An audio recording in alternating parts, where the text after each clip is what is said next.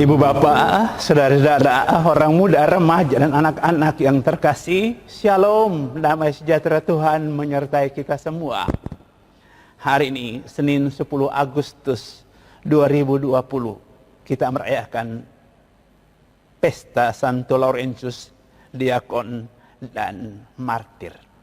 Kita akan merenungkan bersama-sama Injil Yohanes, bab 12, ayat 24 sampai 26. Mari kita membuka renungan ini dengan tanda salib. Dalam nama Bapa dan Putra dan Roh Kudus. Amin. Kita siapkan pikiran dan hati kita untuk merenungkan firman Tuhan dari Injil Yohanes bab 12 ayat 24 sampai 26.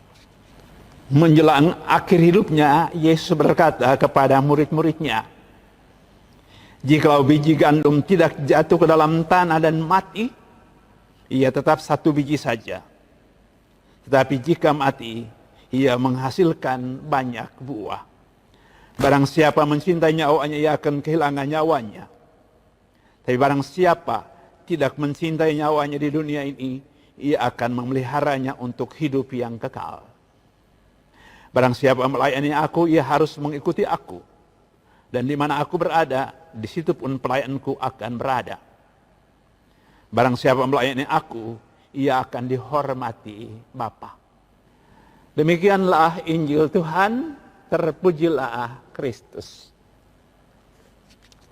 Ibu bapak, saudara-saudara, orang muda, remaja, dan anak-anak yang terkasih, hari ini kita memperingati atau merayakan Pesta Santo Laurentius, Diakon dan Martir. Dia adalah seorang diakon di kota Roma. Laurentius dipaksa oleh prefek kota Roma untuk menyerahkan seluruh harta kekayaan gereja kepada penguasa Roma. Laurentius mengiyakannya. Tapi ia kemudian mengumpulkan seluruh orang miskin di kota itu, lalu kemudian membagi-bagikan harta kekayaan gereja kepada mereka. Lalu kemudian ia menyerahkan mereka kepada pemerintah Roma dengan berkata, "Mereka inilah yang menjadi harta kekayaan gereja." Tindakannya itu kemudian menyulut kemarahan penguasa Roma. Dan dia dihukum dengan dipanggang di atas api, hidup-hidup. Cinta dan semangatnya mengungkapkan, mewujudkan apa yang hari ini kita dengarkan dalam bacaan Injil. Ia memutuskan untuk memelihara nyawanya untuk hidup yang kekal. Di dunia ini dia tidak mencintai nyawanya sendiri, tapi memutuskan untuk memelihara nyawanya untuk kehidupan kekal dan rela memberikan diri. Jika biji gandum tidak jatuh ke dalam tanah dan mati, ia tetap satu biji saja. Tetapi jika mati, ia menghasilkan banyak buah.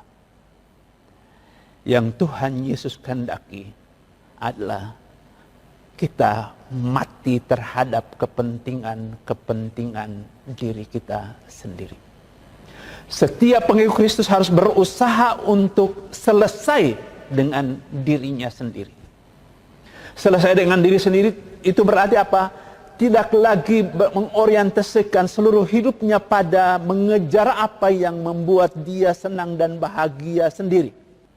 Selesai dengan diri sendiri berarti orientasi hidupnya terarah semata-mata kepada kepentingan orang lain. Suami yang selesai dengan diri sendiri akan berorientasi pada kepentingan istri. Demikian juga sebaliknya istri.